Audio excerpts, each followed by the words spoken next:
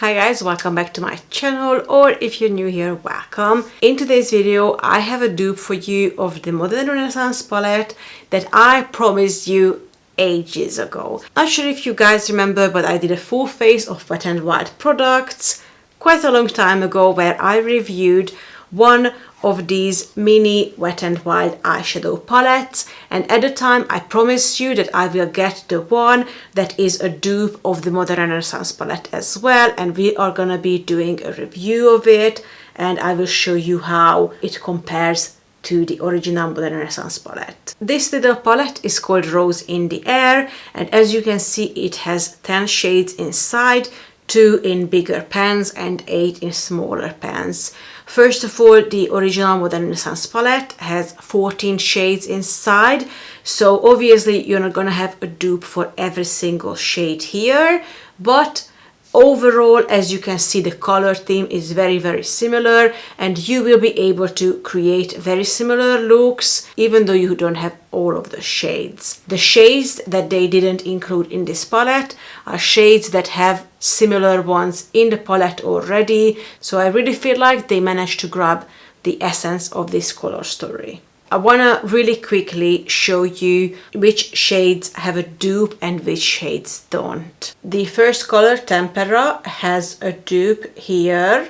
The second color, Golden Ochre, doesn't have a dupe. Vermeer, again, doesn't have a dupe. Buon Fresco has a dupe here. Antique Bronze has a dupe here. Love Letter has a dupe here. Ombre Cypress is here. Rose Sienna is here. Burnt Orange doesn't have a dupe but is a close enough shade to Rose Sienna. Primavera has a dupe here. Red Ochre has a dupe here. Venetian Red doesn't have a dupe. Warm Taupe is here.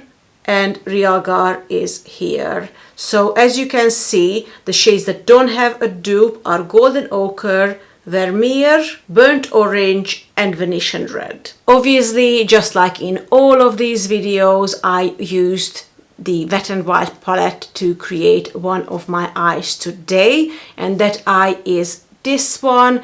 I honestly don't think that you can tell the difference between the two eyes.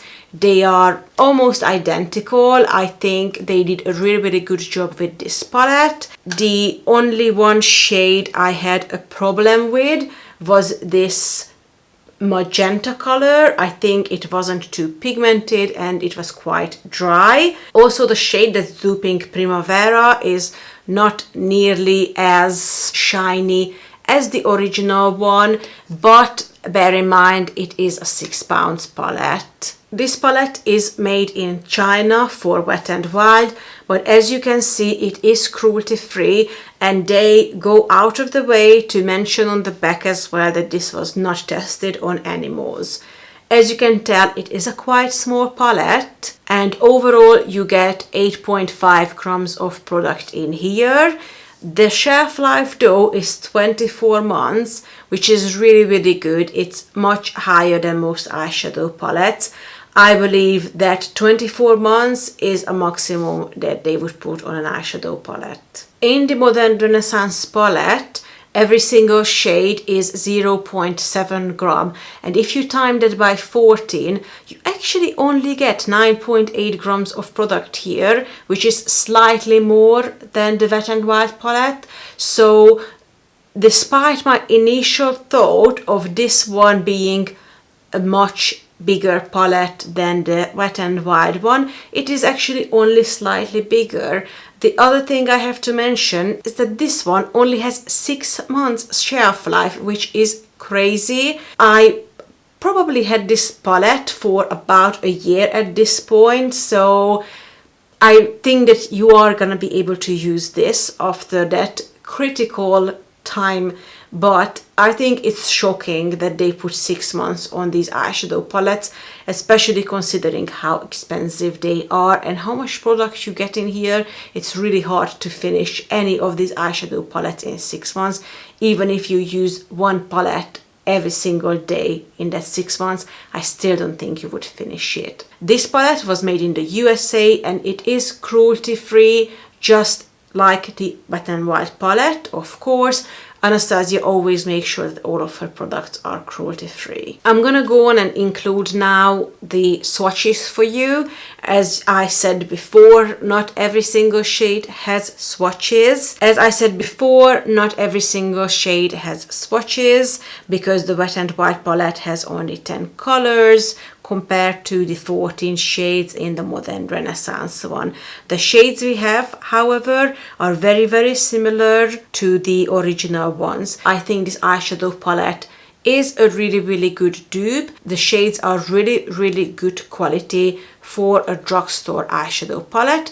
They are buildable and the dark shades don't blend away into thin air when you start blending them. So I would definitely think that this is one of the better drugstore eyeshadow palettes out there. Now I do have to mention that I have one more dupe of this palette coming and I have really high hopes of that palette. The reason being is because that one is from ENQUIRIES, and so far every single eyeshadow palette I tried from ENQUIRIES was absolutely smashing it. They are sometimes better than the original. So with all that said, I still think that this one is a really good dupe and is probably the best dupe that you can pick up in store. However, if you are willing to order the product from the internet and give it a chance without being able to swatch it in store, I would say just wait a couple of weeks, subscribe to my channel and keep an eye out for the ENQUIRIES dupe coming, because I have a feeling that that possibly could be the best dupe of the Modern Renaissance palette. With all that said, I'm gonna jump right into creating this eyeshadow look because I want to show you how I created it, and then you can make up your own mind about picking up this little guy or not. Alright, so I'm gonna use the Wet n Wild palette on this side of the face and the Modern Renaissance on this side of the face. And when I create the eye makeup look, I'm gonna keep in mind which colors are available in this palette, because obviously I don't want to have an unfair comparison. I don't want to use shades that are not available in this mini palette. Alright, so first, to set the MAC Painterly paint pot, I'm gonna take the shade Rose Sienna and just apply it all over the crease.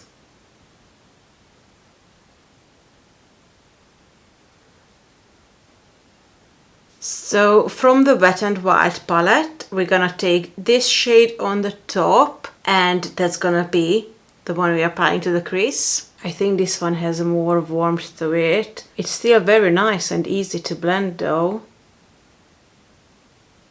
Okay, so I can definitely say that they are not exactly the same shade. The one from the Modern Renaissance palette is definitely more cool toned, whilst this one is much warmer, is much more of a yellowy brown shade. As far as the performance and the quality goes, it's a really nice pigmented color that's very easy to blend. I have absolutely no complaint about the performance of this shade. Okay, so now to start creating the actual look, I'm gonna take the shade Love Letter. I originally wanted to take Venetian Red, but the Wet n Wild palette has only one shade, and that is more similar to Love Letter, so we're gonna work with Love Letter instead, even though the performance of Venetian Red is much better than Love Letter. Love Letter is actually the most dry shade in this whole palette, and it can appear a little bit patchy because of the dryness. Nevertheless, I'm gonna take Love Letter on this small pencil brush, and I'm gonna start applying it to the outer and inner corner of the eye first. Now on the Wet n Wild side, we're gonna take this shade, and like I said, this one is very similar to Love Letter. And so we're gonna try to do the same thing here.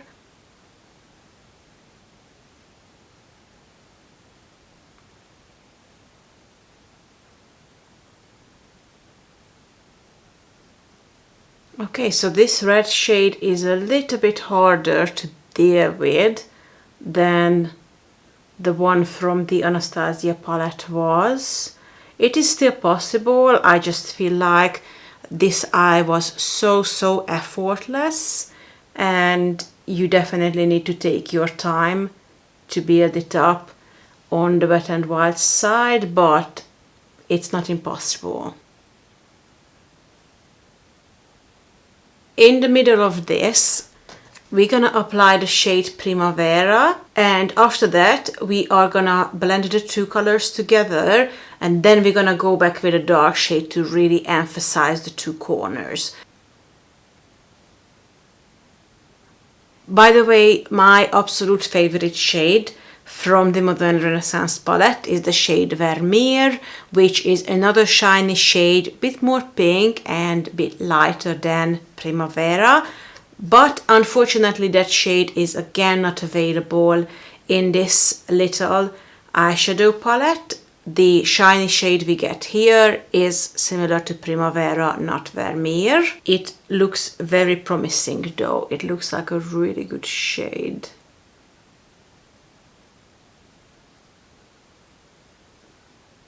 It does look less pigmented, but this is as close as a 6 pounds palette could get. So now, like I said before, I'm gonna take my pencil brush again and I'm gonna create an effect first without picking up any product. I'm gonna try to blend these two shades into each other. And then I pick up a little bit of product and I'm gonna connect them on the top. And now we're gonna try to do the same thing on the Wet n Wild side. This one is not as pigmented, so even just to start transitioning the two shades into each other, I'm already picking up some product from the pan. And then try to connect them on the top.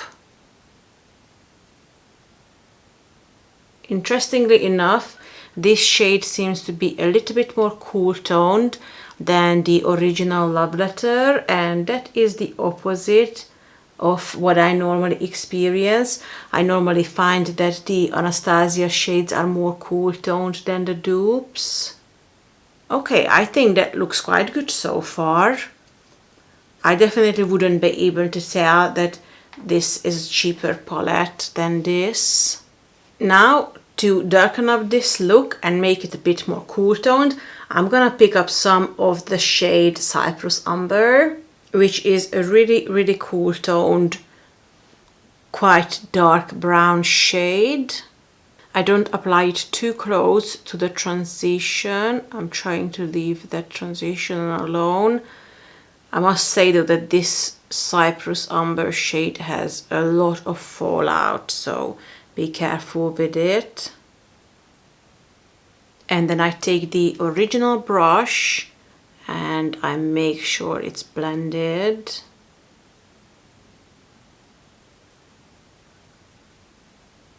Okay, now we need to repeat the same thing on the Rose in the Air side, and for that we're gonna take this dark brown shade. Okay, thanks God that brown shade is quite pigmented and quite dark. I'm normally scared of these dark shades in the dupe palettes because in drugstore it's quite hard to find good dark shades, especially ones that you can build up.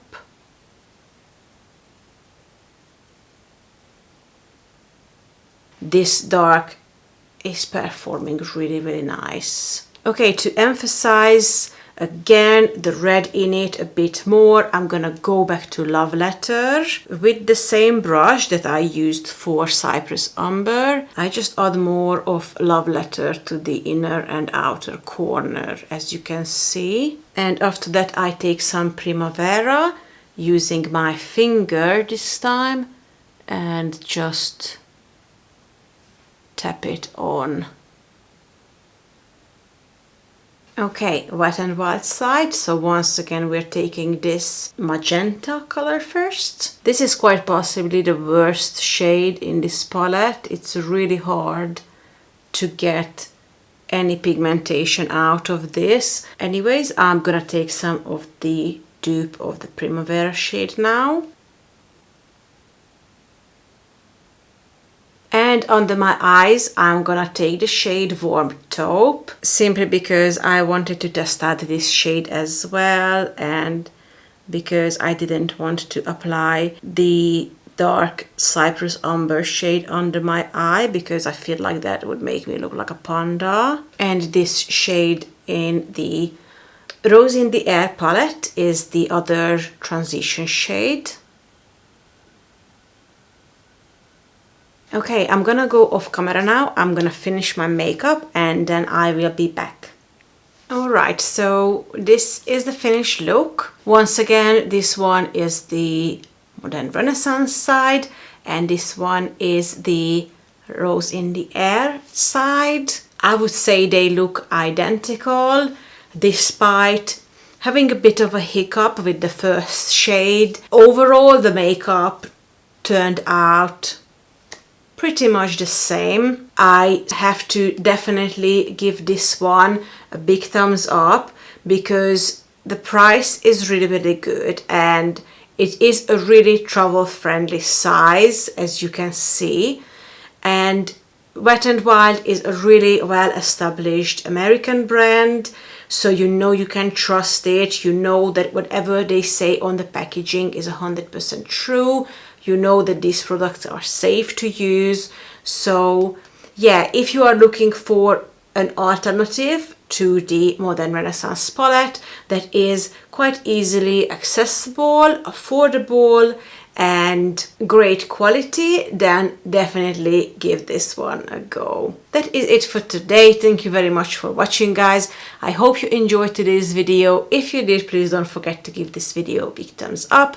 Subscribe to my channel if you haven't already, because I would love to have you here. And take care of yourself. Until next time, I will see you very soon.